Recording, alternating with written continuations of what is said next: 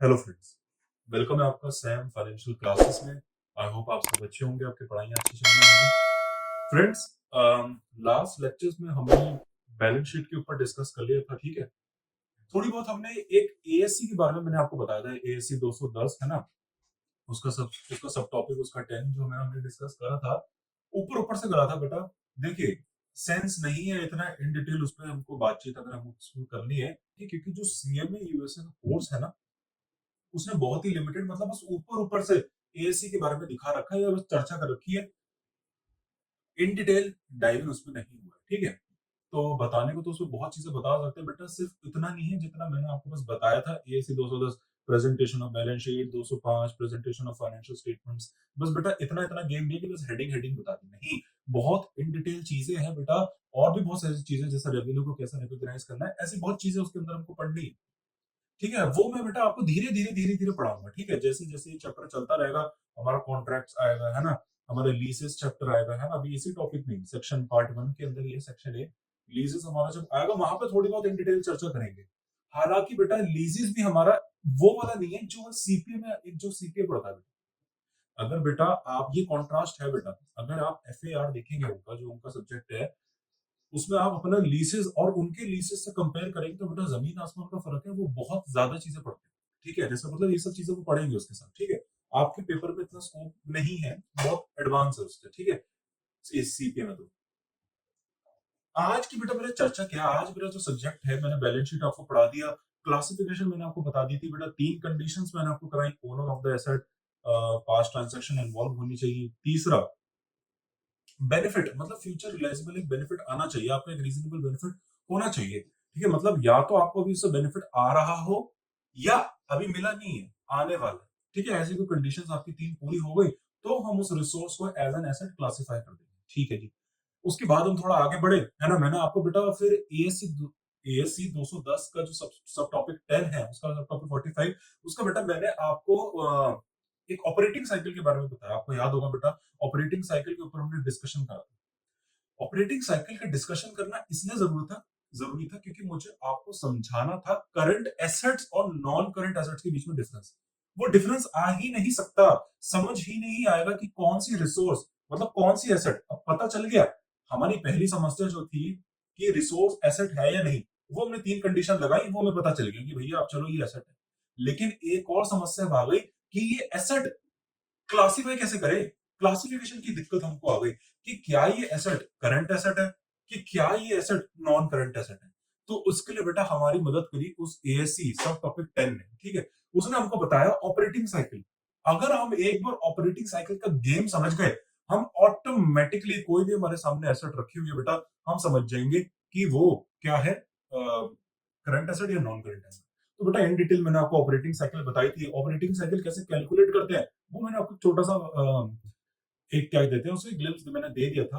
हालांकि बेटा पार्ट 2 के सेक्शन बी में in detail operating cycle management, है ना, मतलब वर्किंग कैपिटल मैनेजमेंट, मुझे आपको वर्किंग साइकिल पूरा पढ़ाना बेटा। वर्किंग कैपिटल मैनेजमेंट कैसे होती है, वर्किंग कैपिटल साइकिल क्या होती है, net operating cycle, cash operating cycle, वो सब वहां पे इन डिटेल पढ़ेंगे। यहाँ पे इतना उसका कोई यूज नहीं है।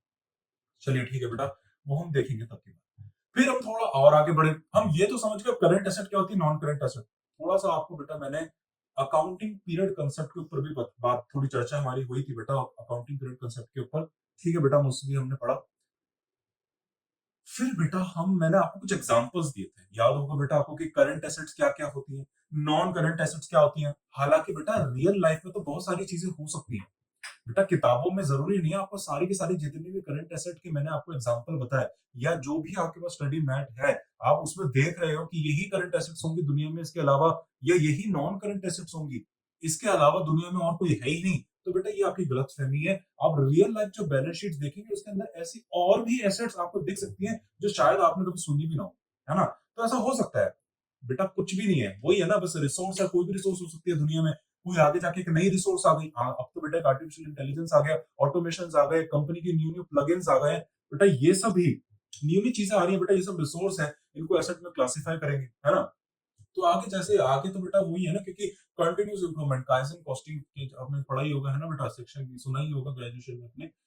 कंटिन्यूस इंप्रूवमेंट है बेटा, तो आगे जाके चीजें चलती रहेंगी चलती रहेंगी चलती रहेंगी, तो कुछ ना कुछ नई नई रिसोर्स इकट्ठा हो ही जाएंगी, तो न्यू न्यू एसेट्स आपको देखने को आगे मिलेंगी ही मिलेंगी।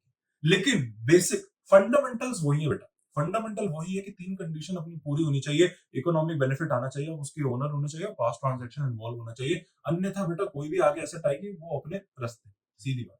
बैलेंस शीट में उसको हम अकम्पनी नहीं करेंगे। ये तो हो गया बेटा एक शुरू, हमारे चैप्टर का छोटा मोटा ग्लिम्स हो गया, मैंने बताया ताकि आपका एक छोटा सा रिवीजन हो जाए।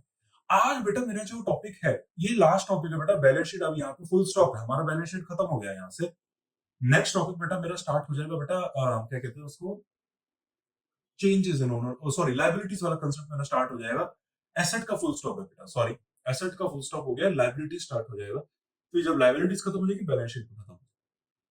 बेटा मेरी बात सुनिए, आज मुझे आपको टॉपिक पढ़ाना है पेटेंट्स के ऊपर, ठीक है। बहुत सारे स्टडी मैट्स हैं, ठीक है, कितने भी स्टडी मैट जो भी हैं मुझे नहीं पता। बेटा आप कहीं कहीं कुछ स्टडी मैट में गिवन है, कुछ स्टडी मैट में गिवन नहीं है, जिनमें गिवन है इतना डिटेल अवेलेबल नहीं है, क्रिस्प अवेलेबल नहीं है कि आपके एमसीक्यूज क्लियर हो जाए। अगर आपने कोई एलएमएस पोर्टल ले रखा है जिस पर आप एमसीक्यू कर रखे हैं, आपको बेटा वहां पे ये पेटेंट्स के लिए 2-3 क्वेश्चन आई होप आपको दिखने को मिले होंगे वहां पे, है ना। तो बहुत सारे स्टूडेंट्स का बेटा एक तो डाउट भी है ये कि भैया ये पेटेंट है क्या, उनको समझ ही नहीं आता कि भैया ये पेटेंट दिखाना है नहीं दिखाना है। अगर दिखाना है तो कहाँ दिखाना है, इनकम स्टेटमेंट में दिखाएंगे या बैलेंस शीट में दिखाएंगे, क्या गेम है बेटा पेटेंट्स का। आज मैं आपको थोड़ा सा बताऊंगा इसके ऊपर, ठीक है। इन डिटेल चर्चा तो बेटा देखिए पॉसिबल नहीं है, क्योंकि आपके सिलेबस का स्कोप यहीं तक ही लिमिटेड है जितना मैं आपको आज बता रहा हूँ, ठीक है। थोड़ा सा मैं आपको 2-3 चीजें एक्स्ट्रा ही बता दूंगा, लेकिन इतना ही है जितना बता रहा हूँ। बाकी अगर आपको बहुत ही डिटेल में पढ़ना है तो बेटा फिर आपको सीपीए या एसएससी लेवल पे जाके देखना पड़ेगा, ठीक है। अभी हमारे सिलेबस में तो इतना ही है। पेटेंट्स क्या होते हैं बेटा, वो मैं आपको एक चीज बता देता हूँ। अभी आप बेटा ये तो पता चल गया आपको कि एसेट्स 2 प्रकार की होती है। अभी आपको बेटा इतना तो पता चल गया ना, अभी तो बेटा आपको इतना पता चल गया कि हमारी जो एसेट्स हैं वो 2 प्रकार की होती है। एक तो बेटा हो गई बेटा current assets, non current assets नहीं, टेंजिबल और इनटेंजिबल एसेट्स, ठीक है। एक हो गई बेटा टेंजिबल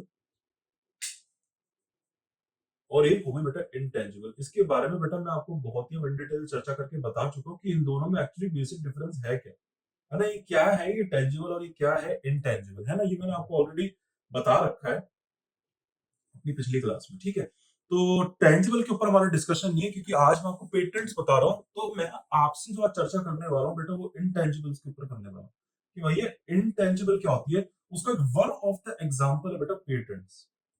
हालांकि इंटेंजिबल एसेट्स बहुत होती है बेटा, ठीक है। अब ये इंटेंजिबल एसेट क्या होता है बेटा मैं आपको ऑलरेडी बता चुका हूँ, है ना, कि मतलब क्यों इसको इंटेंजिबल बोलते हैं। अच्छा क्यों इंटेंजिबल होके भी, इंटेंजिबल मतलब ऐसी एसेट जो आप दिखते नहीं हो, मतलब इनका एक फिजिकल स्ट्रक्चर नहीं है बेटा, मतलब आप इसको टच नहीं कर सकते। बस आपको एक हवा में कोई चीज है या दिख नहीं रही है लेकिन स्टिल बेनिफिट आ रहा है, इसलिए हम उसको एसेट बोलते हैं। बेटा अकाउंटिंग जो है, मैनेजमेंट है ना, जरूरी नहीं है बेटा कोई चीज फिजिकली स्ट्रक्चर है जिसको आप देख सकते हो टच कर सकते हो उसी से ही आपको बेनिफिट आएगा, ऐसा थोड़ी ना है। पेटेंट्स है आपको कोई दिखता है, ट्रेडमार्क्स है, कॉपीराइट्स है, ये आपको कोई दिखते हैं क्या, गुडविल है, ये सब चीजें आपको दिखती नहीं है बेटा, लेकिन फिर भी इन चीजों के होने की वजह से आपको एक बेनिफिट तो आ रहा है ना। इसलिए हम इनको एसेट का क्लासिफिकेशन दे देते हैं, एसेट बता देते हैं। तो हालांकि इंटेंजिबल एसेट्स मैंने आपको बोला बहुत सारे एग्जांपल्स हैं, जैसे गुडविल ही हो गया बेस्ट एग्जांपल है, ठीक है। गुडविल पे इन डिटेल चर्चा बेटा करेंगे, अभी यहां नहीं करेंगे, उस पे है इन डिटेल चर्चा है बाद में, लेकिन ठीक है जब इम्पेयरमेंट आपको पढ़ाऊंगा वहां पे थोड़ी सी इन डिटेल चर्चा गुडविल पे होगी, ठीक है। जैसे डेप्रिसिएशन फिक्स एसेट्स पे लगता है ना, वहां पे उस कॉन्टेक्स्ट में बताऊंगा। इनटेंजिबल एसेट्स पे जनरली बेटा अमोर्टाइजेशन लगता है, लेकिन गुडविल एक ऐसी एसेट है बेटा, गुडविल एक ऐसी एसेट है बेटा जो एक इनटेंजिबल है लेकिन उसको अमोर्टाइजेशन नहीं लगता, उसको इम्पेयरमेंट लगता है, क्योंकि ये गुडविल ऐसी चीज है बेटा जो जनरली खत्म नहीं होती। बेटा वो जनरली खत्म नहीं होती, क्योंकि हम एक असम्पशन फॉलो करके चलते हैं, गोइंग कंसर्न। गोइंग कंसर्न बेटा परपेचुअल एंटिटी, मतलब धंधा गो चलता ही रहेगा चलता ही रहेगा चलता ही रहेगा, तो बट ऑफ वैसे बेटा जब तक धंधा है वो तो परपेचुटी तक चलता रहेगा, तो उसकी गुडविल भी बेटा परपेचुटी तक चलती ही रहेगी। तो बेटा जब वो चलती ही रहेगी तो फिर हम उसको अमोर्टाइज क्या करेंगे। बेटा अमोर्टाइज और डेप्रिसिएशन का खत्म एक एक ही मोटिव होता है, बैलेंस शीट से उस चीज को परमानेंटली राइट ऑफ कर देना एक सर्टेन पॉइंट ऑफ टाइम पे जाके। बेटा मशीनरी के साथ ही देख लो, आपने 1 लाख रुपए की मशीनरी है, 10,000 से अगर आप स्ट्रेट लाइन मेथड से डेप्रिशिएट कर रहे हो तो 10 साल के अंदर उड़ जाएगी बैलेंस शीट से। ऐसे ही पेटेंट्स उसके साथ कॉपीराइट का गेम है, आप उसको उड़ाना है, मतलब अमोर्टाइजेशन और डेप्रिसिएशन का कंसेप्ट ही यही है, वो बने इस चीज के लिए कि भैया बैलेंस शीट में ये जो चीज है इसको उड़ा देना है, वो वही देखेंगे इम्पेयरमेंट क्या है, बड़ा सिंपल कंसेप्ट है बेटा, ठीक है। अरे बेटा पेपर में भर भर के आता है, हमेशा आता है, ऐसा कोई अटेम्प्ट नहीं है जब भी इम्पेयरमेंट या अमोर्टाइजेशन का कोई क्वेश्चन आया ना हो, ठीक है, आता ही आता है इंटेंजिबल एसेट्स का। चलिए डेप्रिसिएशन तो बेटा बच्चा भी कर लेगा, उनको भी पता है सीए में ये सवाल होगा, वो आपको अमोर्टाइजेशन और इम्पेयरमेंट में ज्यादा टेस्ट करेंगे, ठीक है, इसलिए आपको वो कॉन्सेप्ट ज्यादा स्ट्रॉन्ग होना चाहिए। चलिए आज की बेटा चर्चा पेटेंट्स के ऊपर है, तो पेटेंट्स पे बात करते हैं। बेटा पेटेंट पे एक जो बहुत ही बड़ा डाउट है और जो पेपर में आके भी बच्चों को समझ नहीं आता कि क्या, यहां पे क्वेश्चन लिखते हैं, are patents shown in balance sheet. बस बेटा यही एक सवाल है जो आ रहा है कि भैया क्या पेटेंट्स को हम बैलेंस शीट में दिखाते हैं, मतलब क्या जो पेटेंट्स होते हैं वो बैलेंस शीट में दिखाए जाते हैं। बेटा इसका आंसर देने के लिए, बेटा इसका आंसर देने के लिए मुझे आपको दो चीजें बतानी पड़ेंगी, मतलब वो पेटेंट पे डिपेंड करता है, मतलब बेटा इस आंसर को देने के लिए मुझे आपको एक चीज बतानी पड़ेगी कि जो पेटेंट है आपका उसके नेचर पे डिपेंड करता है, मतलब वो पेटेंट कैसा है, क्या वो सेल्फ डेवलप पेटेंट है, सेल्फ जनरेटेड पेटेंट है या एक्वायर्ड पेटेंट है, मतलब उसको एक्वायर किया गया है। जैसे कोई बिजनेस कॉम्बिनेशंस होते हैं ना, वो हम डिस्कस करेंगे बेटा पार्ट 2 में, सेक्शन बी का कांसेप्ट है वो, बिजनेस कॉम्बिनेशंस होते हैं, कंसोलिडेशंस वगैरह, मर्जर्स एंड एक्विजिशंस, उन केस में बेटा आप देखेंगे वहां पे गुडविल वगैरह परचेज होती है ना, तो पेटेंट्स भी परचेज होंगे वहां पे, है ना। अरे दो कंपनी मिल गई तो अगर किसी कंपनी के पास पेटेंट है, अब मिल गई तो इसके पास, अब इसने वो पेटेंट ले लिया, अगर इसने इसको एक्वायर कर लिया तो एक्वायर कर लिया तो सारी की सारी एसेट्स ही तो एक्वायर करेगा, तो उसके साथ पेटेंट भी आ जाएगा। तो बेटा इसकी कुछ अलग अलग गेम है, तो पेटेंट पे डिपेंड करता है, मतलब बेटा मेरी बात सुने, इसका आंसर मुझे आपको देने के लिए मुझे आपको ये बताना पड़ेगा कि वो पेटेंट के नीचे पे डिपेंड करता है कि क्या वो पेटेंट सेल्फ जनरेटेड है या एक्वायर्ड पेटेंट, इस पे आंसर डिपेंड करेगा बेटा, ठीक है। और इन आंसर में अपनी अपनी कुछ चीजें हैं जो अभी मैं आपको बताऊंगा, अपने अपने कंटेंट है, मतलब पेटेंट को हम बैलेंस शीट में दिखाए या ना दिखाए, ये डिपेंड करता है कि क्या वो पेटेंट सेल्फ जनरेटेड है। सेल्फ जनरेटेड करके मतलब बेटा आपने अपने कंपनी में बैठ के उस पेटेंट को खुद जनरेट किया है, मतलब आपने अपना एक रिसर्च एंड डेवलपमेंट का एक डिपार्टमेंट बनाया होगा, बंदों को काम पे लगा दिया, भैया वो जो भी साइंटिस्ट वगैरह है ना, रिसर्चर्स हैं, उनको बोला भैया हमको एक ऐसा पेटेंट बना के दो, एक ऐसी टेक्नोलॉजी बना के दो जिससे हम एक मोनोपोली ले सके, मतलब कॉम्पिटिटिव एज ले सके, कॉम्पिटिटर से स्टैंड आउट हो सके, एक ऐसी टेक्नोलॉजी बनाओ। अगर उन्होंने वो चीज बना दी तो आप ऑब्वियसली बेटा उस चीज को पेटेंट लोगे अपने आप को प्रोटेक्ट करने के लिए, है ना, ठीक है। तो अगर आप खुद ही बना रहे हो, मतलब आपने किसी से ली नहीं, खुद ही मेहनत करके एक ऐसी चीज बना ली, उसे पेटेंट बोलेंगे बेटा, तो बेटा उसको सेल्फ जनरेटेड पेटेंट बोलेंगे, अभी आएंगे इस बात पे। दूसरी जो चीज है बेटा वो है एक्वायर्ड, कि क्या आपने उसको एक्वायर्ड तो नहीं करी, मतलब बेटा आपने कोई सेटअप वेटअप नहीं बना रखा, सीधी बात, मतलब बेटा आपने कोई सेटअप नहीं बना रखा, मतलब आपने ही पूरा ये रिसर्च डेवलपमेंट ये सब ड्रामेबाजी नहीं करी, आपने क्या करी बेटा, सीधा जिसके पास पेटेंट है आप उसके पास पहुंच गए और आपने कहा भाई अपना ये पेटेंट मुझे बेच दे।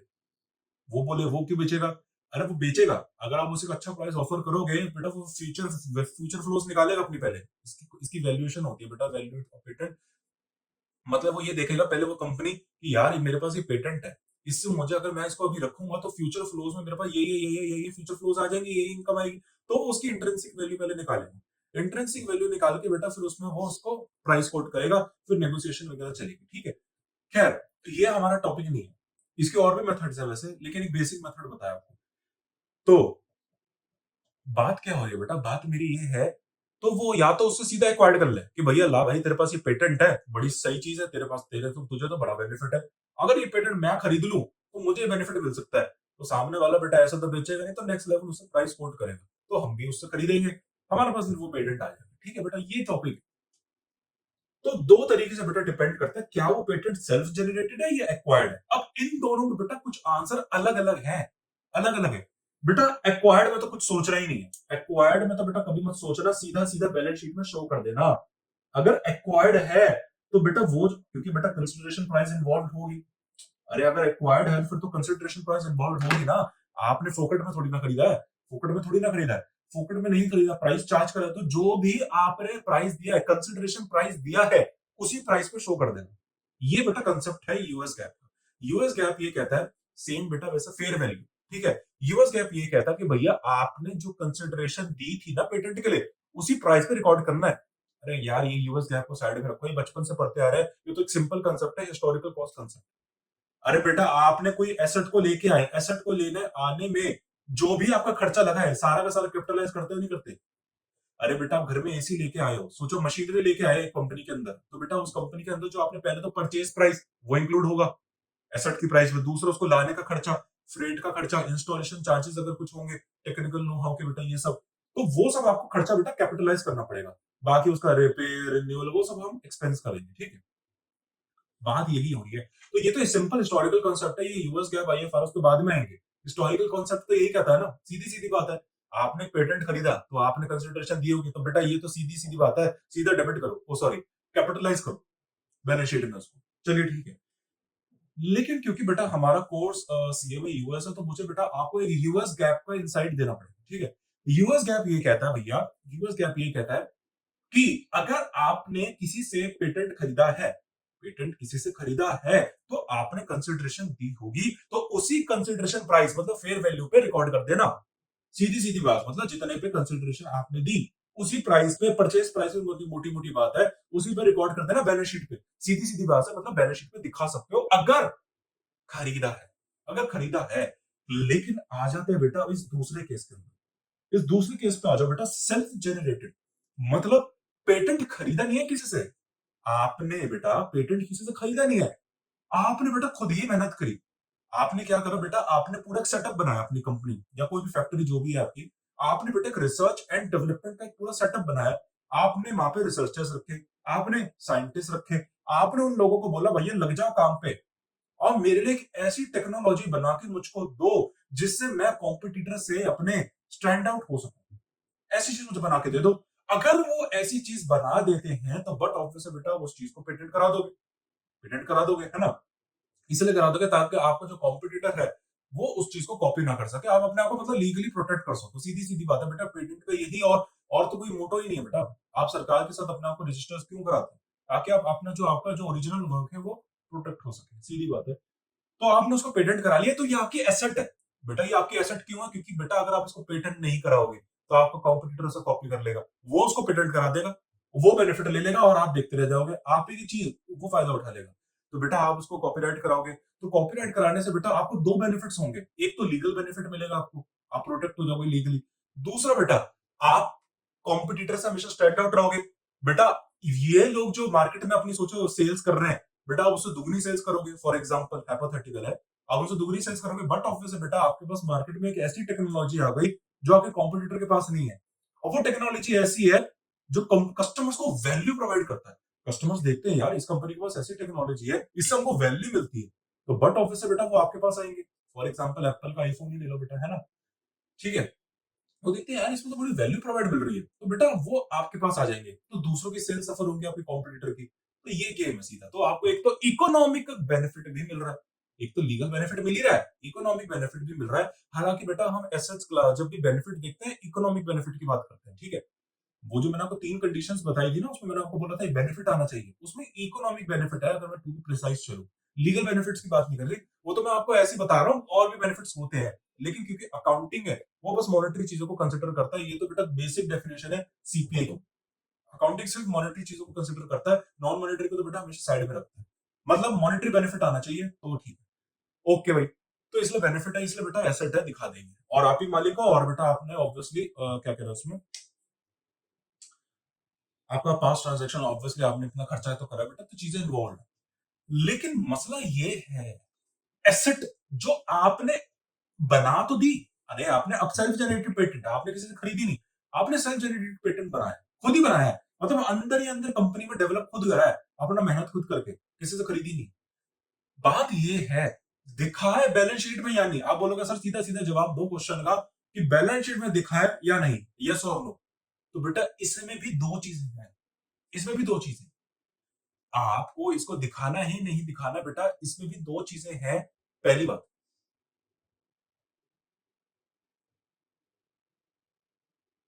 ये लो बेटा, मैं आपके सामने लिख देता हूं। इसमें दो चीजें हैं बेटा, ये फिर से दो चीजों में वो हो जाएगा बेटा। एक है R&D और एक है लीगल एक्सपेंसेस टाइप्स। वैसे तो बेटा इसको डेवलपमेंट कॉस्ट भी बोल सकते हैं, ठीक है, लेकिन आप इतना भी डिटेल में मत जाओ। लीगल एक्सपेंसेस, रजिस्ट्रेशन चार्जेस, जैसे स्टैम्प ड्यूटी अगर हमारे इंडिया में होती है ना बेटा, वैसे लीगल एक्सपेंसेस हो गया, रजिस्ट्रेशन हो गया, ये सब बेटा इन दो चीजों पर डिपेंड करता है। अगर ये है तो बेटा बैलेंस शीट में, इसको आप नहीं दिखाएंगे। कहां दिखाएंगे वो भी देखेंगे। और अगर ये वाला केस है तो बेटा आप बैलेंस शीट में दिखाएंगे या नहीं दिखाएंगे? हाँ जी बेटा, इसको दिखाएंगे। इसमें भी दो केस है, फिर से आ जाओ बेटा बात बड़ी ध्यान से, अगर मैं इसको थोड़ा मैक्रो लेवल पे चलूं, मैक्रो लेवल पे बेटा पेटेंट मैंने आपको बोला दिखाना है नहीं दिखाना है, इस पे दो डिपेंड करते हैं कि क्या वो पेटेंट, को नेचर ऑफ पेटेंट पे डिपेंड करता है कि क्या वो पेटेंट एक्वायर्ड पेटेंट है, मतलब क्या आपने किसी से खरीदा है। अगर किसी से खरीदा फिर तो आंख बंद कर लेना, आंख बंद कर लेना। क्योंकि बेटा आपने पेटेंट फोकट में तो नहीं खरीदा होगा, फोकट नहीं खरीदा ना, आपने कंसिडरेशन इन्वॉल्व है, तो कंसिडरेशन प्राइस पे रिकॉर्ड कर दो। ये सीधा सीधा यूएस गैप का फंडा है। यूएस गैप का नहीं बेटा, ये सेम आईएफआरएस का भी फंडा है, और अपने इंडियन गैप, जिसको इंडियन अकाउंटिंग स्टैंडर्ड है ना, आईएफआरएस से जो ज्यादा इन्फ्लुएंस्ड है, कन्वर्ज्ड है, उसका भी यही फंडा है। सीधी सीधी बात है, ये हर जगह सेम है। लेकिन स्टोरी थोड़ी सी चेंज हो जाती है जब वही पेटेंट सेल्फ एक्वायर्ड नहीं, सॉरी सेल्फ जनरेटेड होता है। मतलब आपने किसी से खरीदा नहीं है, आपने खुद ही बनाया है, अपने अंदर ही अंदर बंदों को रख के, उनको काम पे लगा के खुद ही बनाया बेटा। यहां पे थोड़ी स्टोरी चेंज हो जाती है, और यहां पे भी फिर दो चैनल्स क्रिएट हो जाते हैं। यहां पे भी दो चैनल क्रिएट हो जाते हैं। मतलब ऐसा आंसर नहीं है सेल्फ जनरेटेड है नहीं दिखाएंगे, नहीं, गलत हो जाएगा बेटा। सेल्फ जनरेटेड में बेटा थोड़ा सा मैक्रो लेवल पे चलते हैं, थोड़ा सा और जूम करते हैं इसको। जूम करोगे तो बेटा आप मुझे एक बात बताओ, आपने बेटा जनरेट खुद करा, अरे बेटा ये जो पेटेंट है आपने अपने घर में खुद ही बनाया, तो बेटा घर में आपने खुद ही बनाया तो क्या फोकट पे बन गया होगा? बेटा आप तो धंधे वाले हो, आपको तो पता नहीं है पेटेंट कैसे बनता है, तो आपने बंदे रखे होंगे, रिसर्चर हो गए, साइंटिस्ट हो गए, बेटा वो फोकट में आपके लिए काम करेंगे? फोकट में आपके लिए काम करेंगे क्या? नहीं करेंगे, उनको सैलरी देनी पड़ेगी, तो बेटा ये सैलरी हो गया। तो बेटा जब तक आप उनको सैलरी नहीं दोगे वो आपके लिए पेटेंट बनाएंगे नहीं बनाएंगे? पेटेंट नहीं बनाएंगे तो आपके पास पेटेंट आएगा कैसे? ऐसे। तो बेटा ये एक रिसर्च का खर्चा है, रिसर्च का खर्चा है बेटा, आप उनको सैलरी वगैरह नहीं दे रहे तो वो रिसर्च का खर्चा ही तो है, वो सारा रिसर्च का खर्चा है। अच्छा, यहाँ तो वही सैलरी की बात, बेटा मटेरियल नहीं लेके आओगे। फॉर एग्जाम्पल बेटा कोविड के टाइम में बहुत सारी फार्मास्यूटिकल कंपनीज थी जिन्होंने जिन्होंने बेटा रिसर्च एंड डेवलपमेंट का खर्चा, R&D का खर्चा करा बेटा वैक्सीन को बनाने के लिए। अरे बेटा कितनी फार्मास्यूटिकल कंपनीज थी जिन्होंने बेटा कोविड के टाइम पे कोविड वैक्सीन को बनाने के लिए अपना R&D करा। बेचारे अपने रिसर्च करे जा रहे थे बेटा, अलग अलग चीजों में रिसर्च कर रहे थे कि क्या इसको करने से वायरस पे इफेक्ट आ रहा है, क्या इसको करने से इस चीज आ रही है, बना तो ली लेकिन इतनी एफिकेसी नहीं है इसकी, एफिकेसी कैसे बढ़ा है, ऐसी चीजों पे बेटा उन्होंने करा। बेटा देखिए आपको मैं बात बताऊं, R&D का एक खर्चा बेटा, ये हमारा टॉपिक नहीं है लेकिन मैं वैसे बताऊं, आगे चलेगा लेकिन आगे आएगा। R&D का बेटा जो खर्चा है ना, R&D का जो खर्चा है वो टेक्निकली, R&D का जो बेटा जो खर्चा है टेक्निकली, वो बेटा सरकार ने अब अलाउ कर, देखिए पहले की जो कंपनियां होती थी ना बेटा, कंपनीज को कोई मतलब नहीं था R&D से, वो नहीं करती थी, वो कह रहे हैं यार क्या करना रिसर्च एंड डेवलपमेंट में, अपना जो हिट प्रोडक्ट है इसी को लेकर चलो ना, कस्टमर को पसंद आ तो रहा है। अरे बेटा पहले की बिजनेस की आइडियोलॉजी बता रहा हूं मैं आपको, क्या था, पुराना प्रोडक्ट बना लिया है वही हिट है, बस वही रगड़ेंगे बेटा, 20-30 साल रगड़ते जा रहे हैं, कस्टमर को वही दे रहे हैं, वही चेपे जा रहे हैं बेटा, उन्हें तो कस्टमर को पसंद आ रहा है, क्यों इतनी फालतू में मेहनत करना, क्यों एक नया प्रोडक्ट बनाएंगे, MBA रखेंगे, उसको मार्केट में बेचेंगे, रिसर्च का रिस्क डेवलप है, इसका कोई डिमांड सप्लाई है या नहीं, फिर रिसर्चर्स रखेंगे, उनको प्रोडक्ट डेवलप करेंगे, मार्केटिंग की कॉस्ट करेंगे, क्यों इतनी टेंशन लेनी, अपना मस्त हिट प्रोडक्ट चल रहा है, इसी को कंटिन्यू रखते हैं। बेटा ये थी पहले वाले बिजनेस की आइडियोलॉजी। लेकिन सरकार ने देखा बेटा इससे बड़ी दिक्कतें हो रही है, सरकार ने बेटा देखा यार इससे तो बड़ी दिक्कत हो रही है, लोग वही पुराना प्रोडक्ट अपने लोगों को चेपे जा रहे हैं, इससे कंटिन्यूस इंप्रूवमेंट वैल्यू क्रिएट ही नहीं हो रही। बेटा वैल्यू क्रिएशन भी तो जरूरी है या नहीं? आप वही पुराना प्रोडक्ट दे रहे हो, ऑब्सोलीट टेक्नोलॉजी। इससे बेटा आपका वो जो स्तर है, सोशल लाइफ का स्तर है, सोशल जो क्या कहते हैं बेटा उसको, आपका स्टैंडर्ड ऑफ लिविंग, वो तो बढ़ ही नहीं रहा। वैल्यू वही की वही है, कुछ न्यू वैल्यू क्रिएशन नहीं हो रही। दूसरा, बेटा वही पुराना पुराना प्रोडक्ट बेच रहे हो, तो बेटा सेल्स लिमिटेड हो रही है। अरे बेटा सोचो, आईफोन, सिर्फ आईफोन वही जो पहला निकाला वही आप तक बेच रहा होता, तो बेटा सेल्स तो लिमिटेड ही होती ना, बस वही बिकता। लेकिन अब लोगों ने क्या करा, सिर्फ मल्टी प्रोडक्ट चेन स्टार्ट कर दी। सिर्फ एक प्रोडक्ट नहीं बेचते, साथ में एक और प्रोडक्ट बेचते हैं। उससे क्या होगा बेटा, और सेल्स होगी। नए नए प्रोडक्ट डेवलप कर रहे हैं ना, रिसर्च करे जा रहे हैं बेटा। जैसे फॉर एग्जांपल पहले के टाइम पे क्या होता था, शैम्पू अलग आता था और कंडीशनर अलग आता था।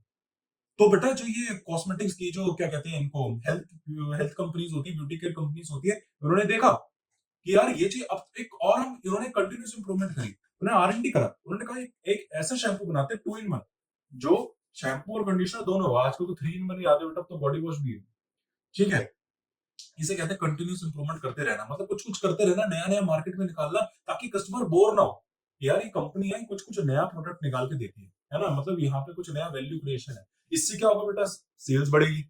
अरे ज्यादा लोग खरीदेंगे, वही कुछ नई चीज आई है, तो सेल्स बढ़ेगी। सेल्स बढ़ेगी तो बेटा ऑब्वियसली फिर सरकार को टैक्स ज्यादा जाएगा। टैक्स ज्यादा जाएगा तो इंफ्रास्ट्रक्चर डेवलपमेंट होगी, एजुकेशन पे पैसा जाएगा, हेल्थ केयर में जाएगा। इससे क्या होगा, जीडीपी और ओवर आपकी इंप्रूव हो जाएगी।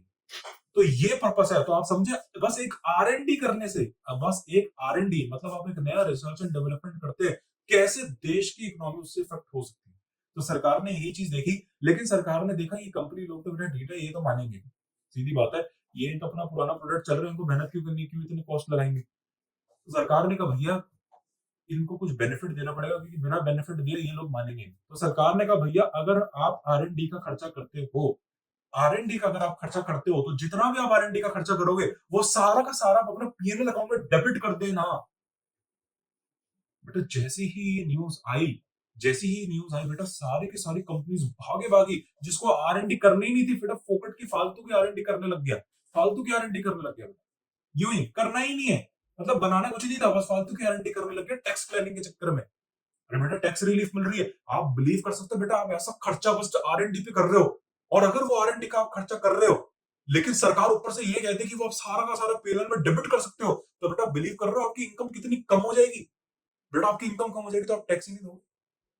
तो बेनिफिट मिला कॉर्पोरेट्स को या नहीं मिला? तो कॉर्पोरेट्स को बेनिफिट मिला, इसलिए वो R&D करने लग गए। तो सरकार ने मिला भाई कोई नहीं, हमारे पास ना है कोई नहीं, लेकिन एटलीस्ट ये कुछ करेंगे तो इस बहाने ही R&D कर लेंगे। और हो सकता है R&D करते करते ही कुछ प्रोडक्ट ही बना दे और उससे हमारे जनता का भला हो जाए, जनता का भला हो जाए हमारे।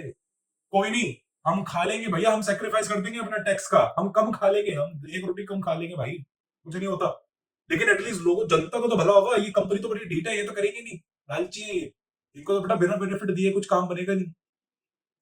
तो सरकार ने ऐसा करा। हालांकि बेटा इसमें अब एक कैच है, इसमें एक कैच है, मैं आपको एक बात बताऊं। आफ्टर आफ्टर 2021, या सीधी सीधी बात करूं, जनवरी 1 जनवरी 2022 कैलेंडर ईयर, मतलब ये टैक्स ईयर है बेटा, है ना। यहां से बेटा स्टोरी थोड़ी चेंज हो गई। अब सरकार ने रूल चेंज कर दिया। वो रूल किधर है बेटा, ये यूएस टैक्स लॉज है। कौन सा सेक्शन 174 ऑफ IRC बेटा, इंटरनल रेवेन्यू कोड है इनका। जैसे हमारा इनकम टैक्स एक्ट है बेटा 1962, उनका भी वहां पे इंटरनल रेवेन्यू कोड है 1986 का। ठीक है, ये आपको बेटा इतना डिटेल में नहीं, CPA लेवल का है। मैंने बस आपको ऊपर ऊपर से बताया, ठीक है, इन डिटेल चर्चा इसमें वही होगी। अब यहाँ पे अमेंडमेंट आ गई है। पहले बेटा अब तक ऐसे ही चलता था, जैसा मैंने आपको बोला, रिसर्च का डेवलपमेंट करो, पूरा का पूरा P&L अकाउंट में डेबिट करो, टैक्स बचाओ, टैक्स रिलीफ बेटा खूब कर रहे। लेकिन बेटा अब सरकार ने देखा लोगों को खूब बेनिफिट मिल गया, और बहुत सारी कंपनीज ने R&D कर करके बेटा एक से धांसू फुल नए नए प्रोडक्ट बना दिए। अब बेटा कंपनी को आदत ही लग गई। बेटा ये सरकार की चाल थी। सरकार ने कहा कोई नहीं बेटा, इन कंपनी को पहले करते हैं ना, कंपनी को तो बेनिफिट दे दिया, कंपनी बेचारी फंस गई, वो टैक्स के चक्कर में फंसी बेटा, वो R&D करने लग गई। R&D करने में उनको नया प्रोडक्ट उन्होंने बना दिया। बेटा नया प्रोडक्ट तो बनाना पड़ेगा ना, वरना सरकार बोलेगी तू खर्चा करे जा रहा है, प्रोडक्ट तो बना नहीं रहा। तो उनको कुछ ना कुछ तो बेटा बनाना पड़ रहा है। अब मार्केट में उसको फिर निकालना पड़ा तो कस्टमर को बेटा आदत लग गई नए नए प्रोडक्ट की। अब सरकार ने ये देखा कस्टमर को आदत डल गई। अगर सरकार अब कंपनी से ये बेनिफिट ले भी लेगी ना, तो चाह के भी कंपनी अपनी R&D बंद नहीं कर सकती। इसका लॉजिक ये है कि बेटा कस्टमर को कॉन्टिन्यूस इंप्रूवमेंट लेने की आदत पड़ गई। बेटा अब आईफोन तो जो एप्पल है बेटा नया नया आईफोन इसमें न्यू न्यू चीजें क्रिएट करना बंद कर दे, नए नए फीचर देना बंद कर दे, उसकी सेल ही बंद हो जाएगी, कस्टमर लेगा ही नहीं। उसको आदत ही लग गई है अब नई नई चीजें लेने की, काइजेन की, कॉन्टिन्यूस इंप्रूवमेंट, न्यू न्यू, क्योंकि अब उसको वो देख रहा है यार मेरे हर नए प्रोडक्ट से एक नई वैल्यू क्रिएट हो रही है। उसकी यूटिलिटी बेटा, लॉ ऑफ यूटिलिटी बढ़ रही है बेटा, उसकी हर चीज पे उसकी मार्जिनल यूटिलिटी बढ़ रही है। वो देख रहा है कांस्टेंट नहीं है ये चीज, पहले क्या थी कांस्टेंट हुआ करती थी, लेकिन अब हर एक मार्केट में एक नया प्रोडक्ट आ रहा है आर एंड डी की वजह से, उनकी न्यू न्यू वैल्यू क्रिएशन हो रही है। अब उसको उसकी आदत लग गई बेटा, अब सरकार ये चीज समझ गई, सरकार यही ये ट्रैप था बेटा, सरकार की कंपनी को फंसाना, वो फंस गई। अब सरकार ने बेटा 2022 से यूएस गवर्नमेंट ने ये बेनिफिट उनसे ये ले लिया, उन्होंने ये बेनिफिट बेटा उनसे ले लिया। कैसे ले लिया अभी डिस्कस करेंगे। और बेटा जैसे ही उनसे ये बेनिफिट लिया, अब चाह के भी वो कंपनी क्या बोलेंगे, कंपनी बोलेंगे ठीक है हम बंद कर देंगे आर एंड डी, तो सरकार बोलेगी वो कम कर दो, बंद कर दो, उनकी सेल्स बेटा ड्रास्टिक इफेक्ट हो जाएंगी। कंपनियों को भी पता है, क्योंकि वो सरकार अब कस्टमर को आदत हो गई है नई नई चीजें लेने की, अब वो चाह के भी नहीं रोक सकते। तो बेटा सरकार ने थोड़ा टाइम बस अपना सेक्रीफाइस करा, लेकिन ये बस एक आगे की चाल थी, आगे की चाल थी जो सरकार देख रही थी, लेकिन एक्चुअली कंपनी बेचारे सिर्फ बेनिफिट बेनिफिट तक ही देख पाए। ठीक है, ये था एक्चुअली कंसेप्ट। अब वो क्या हुआ जो अब ये नया रूल क्या है, नया रूल क्या है, पुराना रूल प्री है ना, प्री 2021, मतलब ये जो चलता था पुराना रूल 2022 से पहले पहले, वो ये था कि बेटा आपने आरएनडी का खर्चा करा, आप उसका डेबिट कर देना, इससे बहुत कंपनी अपना प्रॉफिट बेटा टैक्स बचा लेती थी, टैक्स रिलीफ था बहुत बड़ा। लेकिन अब सरकार ने करा कि अब से आरएनडी का खर्चा एक्सपेंस नहीं होगा। एक्सपेंस का मतलब ये होता है आप पीएनएल में डेबिट नहीं कर सकते, तो कहां करेंगे बेटा, उसको कैपिटलाइज करना है, आपको कैपिटलाइज करना है। हाँ मतलब कैपिटलाइज का मतलब उसको आपको बैलेंस शीट की एसेट साइड पे दिखाना पड़ेगा। अब बैलेंस शीट की एसेट साइड पे दिखाएंगे तो बेटा आपको ग्रेजुअली उसको राइट ऑफ करना है। तो इसके प्रोविजंस लिखे हुए हैं, इसके प्रोविजंस लिखे हुए हैं। ये बेटा है, अगर मैं आपको बताऊं डोमेस्टिक के केस में, अगर मतलब डोमेस्टिक पेटेंट है, अगर आपका ये डोमेस्टिक पेटेंट आपने बनाया है ना, डोमेस्टिक पेटेंट है, और मतलब ये जो इसका बेनिफिट है आपको डोमेस्टिकली ही मिल रहा है, ठीक है, तो इसके लिए जो रिसर्च और डेवलपमेंट का खर्चा बेटा आपको उसको राइट ऑफ करना है, आपको बेटा उसको राइट ऑफ करना पड़ेगा, राइट ऑफ करना पड़ेगा 5 साल के अंदर अंदर, आपको उसको 5 साल के लिए अंदर करना ही है अगर डोमेस्टिक के केस है। लेकिन अगर यही फॉरेन है बेटा, यही अगर फॉरेन है तो बेटा ये आप 15 साल के अंदर अंदर कर सकते हो, 15 ईयर्स के अंदर अंदर आप उसको राइट ऑफ कर सकते हो, ठीक है बेटा। तो ये सब प्रोविजंस लिखे हुए हैं। तो एक एक्ट और है बेटा, टीसीजीए, टीसीजीए 2017 में बेटा 2017, ठीक है, इसके अंदर ये क्या बेटा, टैक्स कट जॉब्स एक्ट है, ये भी हम सीपीए लेवल पे पढ़ेंगे, ठीक है। इसमें भी सरकार ने ये बताया कि बेटा अब से जो रिसर्च एंड डेवलपमेंट का खर्चा है जो कि पहले हुआ करता था एक्सपेंस, मतलब पीएनएल अकाउंट के डेबिट में, अब से वो नहीं हुआ करेगा, अब आप उसको कैपिटलाइज करना है और धीरे धीरे धीरे धीरे राइट ऑफ करना है बेटा। जैसा मशीन, जैसे बेटा सीधी बात है, कॉस्ट ऑफ एन एसेट जैसे मशीनरी, उसको डेप्रिसिएशन सब सीधा सीधा राइट ऑफ ही तो करते रहते हो धीरे धीरे। सोचो 1 लाख रुपए की मशीनरी है, 10,000 से उसको हर साल राइट ऑफ करते रहोगे तो कितने साल में राइट ऑफ हो जाएगी, राइट ऑफ मतलब बैलेंस शीट से उड़ा देना, कितने साल में हो जाएगी, 10 साल। तो बेटा धीरे धीरे धीरे डालोगे तो बेटा इससे बेनिफिट कम नहीं हो जाएगा, बेटा इससे बेनिफिट बहुत कम हो जाएगा, सीधी सीधी बात है यार। पहले ये सोचो रिसर्च एंड डेवलपमेंट का खर्चा 1 लाख हुआ करता था, पहले ये कंपनीज 1 लाख का 1 लाख पीएनएल में डेबिट कर देते थे, तो आपकी इनकम 1 लाख से कम हुआ करती थी, टैक्स नेक्स्ट लेवल बचता था। लेकिन अब वही सोचो राइट ऑफ करना, तो बेटा राइट ऑफ में सोचो 10-10 हजार रुपए 5 साल के अंदर राइट ऑफ करेंगे, सोचो 5 साल के अंदर करना है ना, तो ये होगा बेटा 20-20 हजार, तो बेटा 20-20 हजार पीएनएल में डेबिट कर सकते हैं सिर्फ। पहले कहां 1 लाख करा करते थे, अब 20 हजार ही डेबिट कर रहे हैं, 80 हजार का बेनिफिट तो उड़ गया, 80 हजार का बेनिफिट उड़ गया, नहीं उड़ गया, उड़ गया। ये है यूएस टैक्स लॉस, ये मैंने आपको बेटा इनसाइट दी, आपके स्टडी मटेरियल में गिवन नहीं है, ये थोड़े सीपीए लेवल के, लेकिन मुझे देना जरूरी था, मैं चाहता हूं आप पेटेंट में बिल्कुल एक्सपर्ट बन जाओ बेटा। हालांकि इसमें और डिटेल है, लेकिन इतना काफी है बेटा सीएमए यूएसए के लिए, इतना तो पता होना चाहिए। अगर आपको इतना भी नहीं पता फिर काहे का सीएमए यूएसए आप कर रहे हो, थोड़ा बहुत यूएस का टैक्स लॉ तो पता ही होना चाहिए बेटा, नहीं पता होना चाहिए, सीधी बात है। तो जितना रेलेवेंट है उतना बताया। तो टीसीजे 2017 में साफ साफ ये लिखा है कि भैया अब से रिसर्च एंड डेवलपमेंट के खर्चे नहीं हुआ करेंगे जो पहले होते थे पीएनएल में डेबिट, अब हुआ करेंगे कैपिटलाइज। ऐसे ही बेटा सेक्शन 174 ऑफ आईआरसी 1986 के अंदर भी उन्होंने ये लिख दिया है कि भैया अब से जो पुरानी बातें चला करती थी उसको भूल जाओ कंपनियों, अब भूल जाओ, अब नहीं मिलेगा वो सब, अब तो ये आ गया है। कंपनी सोचेगी, अब कंपनी समझे बेटा बहुत फंसाया नेक्स्ट लेवल तुम यूएस गवर्नमेंट ने, यूएस गवर्नमेंट बड़ी शातिर निकली, ऐसा है, ठीक है। ऐसे ही बेटा बहुत इंटरेस्टिंग वे में वहां पे टैक्स पढ़ेंगे कि क्या कहानी थी, उसका क्या लॉजिक था, वो तो वहीं की बातें करेंगे, ठीक है। तो बेटा अगर, लेकिन ये था यूएस टैक्स लॉस, अब है यूएस गैप। बेटा यूएस गैप क्या कहता है, लेकिन यूएस गैप ये कहता है, मैंने आपको पहले ही बता दिया, यूएस गैप कहता है रिसर्च एंड डेवलपमेंट के खर्चे एक्सपेंस होंगे। यूएस गैप ये कहता है बेटा रिसर्च एंड डेवलपमेंट के खर्चे, बात सुनो बेटा, यूएस ये कहता है कि जो ये रिसर्च एंड डेवलपमेंट के खर्चे है ना बेटा, ये एक्सपेंस होंगे, कैपिटलाइज नहीं होंगे। जैसे टैक्स लॉस में तो मैंने आपको बताया, वो ये कह रहे कैपिटलाइज, आप कह रहे हो सर एक सेकंड क्या कह रहे हो sir, US gap, US gap क्या है, अरे वो तो एक अकाउंटिंग पॉलिसी अकाउंटिंग स्टैंडर्ड्स है बेटा, वो तो एक अकाउंटिंग स्टैंडर्ड है। अकाउंटिंग स्टैंडर्ड मतलब यूएस गैप क्या कह रहा है, पेटेंट्स को हम एक्सपेंस करेंगे, मतलब पीरियड में डेबिट करेंगे, बैलेंस शीट पर ही दिखाएंगे। लेकिन इन कॉन्ट्रास्ट लेकिन बेटा यूएस टैक्स लॉस कह रहा है एक्सपेंस नहीं करेंगे, बैलेंस शीट में दिखाएंगे। अरे क्या दोनों अलग अलग बोल रहे हो, ऐसा होता है बेटा, ऐसा होता है बेटा, जरूरी नहीं है, जरूरी नहीं है बेटा, जो यूएस टैक्स लॉज होंगे वो in convergence we are in similarity to accounting standards हो गए। बेटा सरकार नहीं चलती पॉलिसीज, आपको क्या लगता है सरकार अकाउंटिंग स्टैंडर्ड फॉलो करती है, नहीं, सरकार भी करेगी, सरकार बोलेगी बेटा ये टंटा, ये जो टेंशन है, ये तुम शेयर होल्डर्स और यूजर ऑफ फाइनेंशियल स्टेटमेंट्स के लिए है, तुम्हें अपनी फाइनेंशियल स्टेटमेंट कैसी भी बनानी है, हमको फर्क नहीं पड़ता, हमको तो अपने टैक्स चाहिए। बेटा सरकार को अपना टैक्स चाहिए, अब उसको टैक्स चाहिए, किसी तरह वो निकाल लेगी, वो धजिया उड़ा देगी बेटा अकाउंटिंग स्टैंडर्ड्स की। अब बेटा जैसे यहाँ पे यूएस गैप क्या कह रहा है, आप एक्सपेंस नहीं, आप उसको कैपिटलाइज नहीं करेंगे, एक्सपेंस करेंगे, सीधी सीधी बात है। लेकिन यूएस टैक्स लॉज ने उड़ा दी धजिया, उसने कहा नहीं, हम तुम्हारा अपना अकाउंटिंग स्टैंडर्ड तुम्हारे घर तक ही है, हमारी हमारी चलेगी, हम टैक्स ले रहे हैं, तुमको टैक्स देना है क्या, तुम टैक्स ले रहे हो, हम टैक्स ले रहे हैं, तो हमारी चलेगी, हम बताएंगे कैसे चलेगा, चुपचाप से ये जो एक्सपेंस वाला गेम है बंद कर दो, जो पहले मिला करता था, अब कैपिटलाइज करना है और राइट ऑफ करना धीरे धीरे। तो बेटा ऐसा है, ये सिर्फ आपके साथ नहीं है बेटा, यूएस गैप के साथ, ये आईएफआरएस वालों के साथ भी है, सेम आईएफआरएस। और बेटा सोचो जो यूके टैक्स लॉज है और जो आईएफआरएस बेटा वो अलग है। इंडियन अकाउंटिंग इंडियन गैप में बेटा जो इंडियन अकाउंटिंग स्टैंडर्ड्स हैं, इनमें जो चीजें लिखी है वो इनकम टैक्स से बिल्कुल फर्क है बेटा।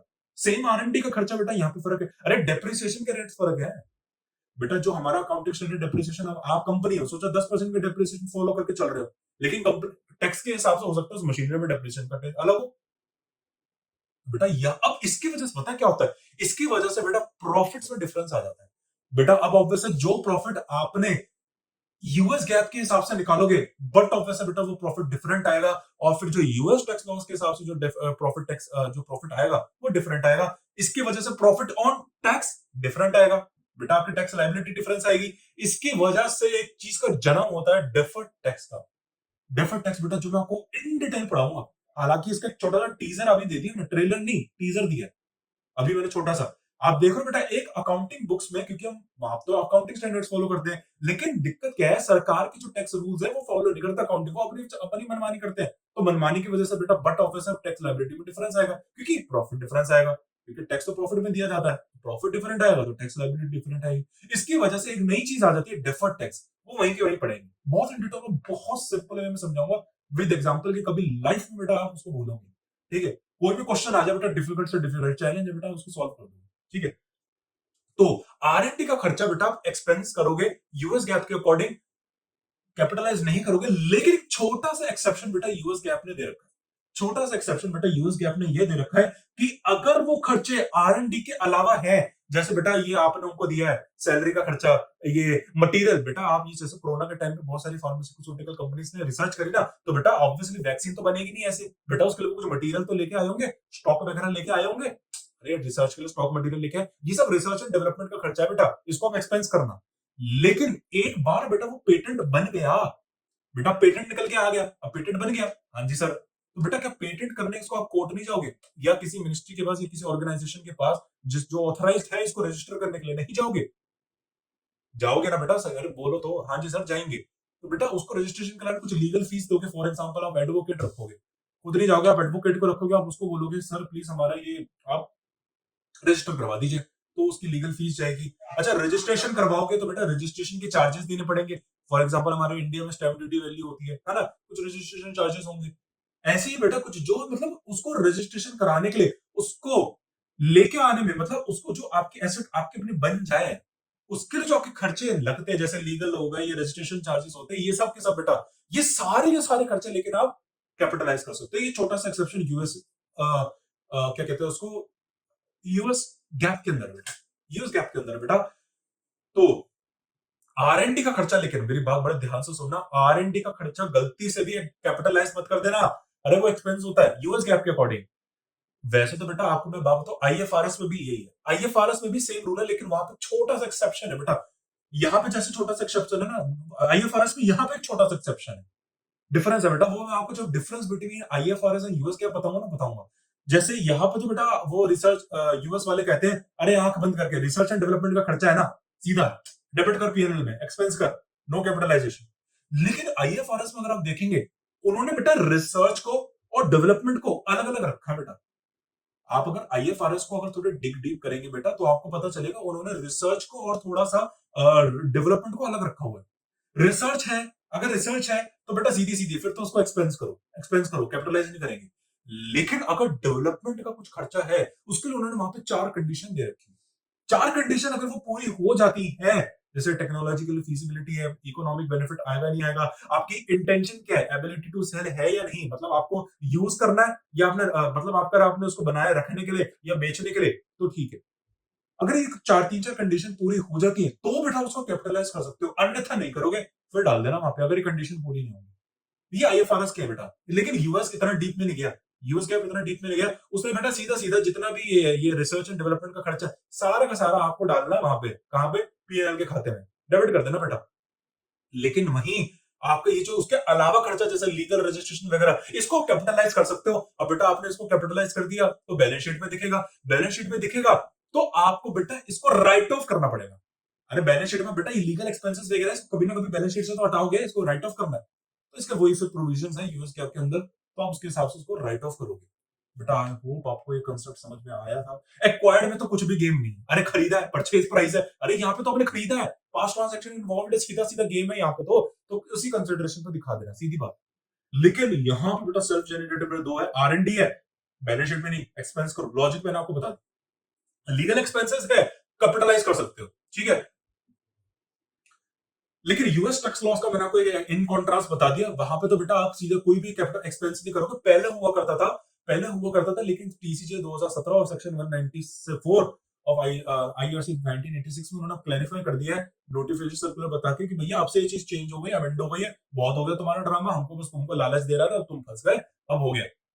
अब चाह के भी कंपनी आरएनडी बंद नहीं कर सकती, उसको करना ही पड़ेगा, ठीक है। तो मैंने आपको वहां पे भी कॉन्ट्रास्ट दिया, तो वहां पे टैक्स लॉस में उनको कैपिटलाइज करना पड़ता है और एमोटाइज करना पड़ता है। लेकिन यहाँ पे यूएस गैप में जब अपनी accounting statements for the users बनाते हैं, तो वहां पे एक्सपेंस करते हैं, ठीक है। इन डिटेल बता दिया, इन डिटेल तो बेटा किसी स्टडी मटेरियल में है नहीं जितना मैंने आपको बता दिया, लेकिन बहुत जरूरी है। अब से बेटा आपको कभी पेटेंट्स में दिक्कत नहीं आएगी, सीएमए यूएसए की, सीएमए यूएसए की बात कर रहा हूँ, ठीक है। अब इतना आपको बेसिक स्ट्रांग हो गया पेटेंट्स के अंदर कि बेटा आप कभी मात नहीं खाओगे, ठीक है। आपको एक छोटा सा जाते जाते बेटा, क्लास एंड हो गई, जाते जाते बात बता देता हूँ। सारी की सारी कंपनी बेटा आरएनडी करती है, बेटा आरएनडी करती है, क्या करती है, वो अपने प्रॉफिट का एक परसेंटेज करती है।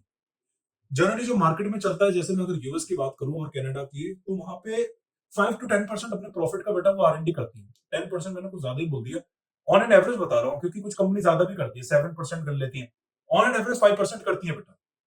लेकिन यही जो परसेंटेज था बेटा, कोरोना के टाइम पे बहुत ज्यादा बढ़ गया था, कोरोना के टाइम पे बहुत ज्यादा बढ़ गया था बेटा, क्योंकि उस टाइम सरकार चाहती थी कि सच में फार्मास्यूटिकल कंपनी से एक्सपेक्ट करती थी कि वो आरएनडी करें। अरे बेटा लाइफ्स का सवाल है बेटा, लोग मर रहे थे कोरोना की वजह से, तो बहुत ज्यादा इंपॉर्टेंस आ गई थी, नीड आ गई थी बेटा कि एक वैक्सीन बने, तो सरकार ने वहां पे अलाउंस दी, वहां for the temporary relief companies को दी। तो उसके चक्कर में रोग लो बेटा, जहां 5% हुआ करता था, 5 से 10%, 15% आरएनडी का खर्चा हो गया उस टाइम। तो ये होता है बेटा। तो आज की कंपनी अगर आप देखेंगे, तो आपको हर कंपनी के अंदर, स्पेशली मैन्युफैक्चरिंग, एक आरएनडी का खर्चा दिखेगा। जनरली 5% अपने प्रॉफिट्स का वो करती ही करती है, ठीक है। पब्लिक कंपनी की इसमें ज्यादा भी हो सकता है ना। तो आई होप बेटा आपको ये कंसेप्ट समझ में आया होगा। इससे ज्यादा डिटेल इसमें आपको ज्यादा ना जानने की जरूरत है, और ना ही मैं आपको भी बताऊंगा, क्योंकि फिर वो थोड़ा सीपीए लेवल हो जाएगा बेटा, ठीक है। बात कोई फायदा नहीं, कोई फायदा नहीं है, ठीक है। तो चैनल को बेटा सब्सक्राइब करिए, वीडियो को लाइक करिए बेटा, शेयर करिए, जिनको सीए में यूएसए करना है, ठीक है, ताकि उनको भी बेटा ये चीज पता चले। तो बेटा मिलते हैं आपसे नेक्स्ट क्लास।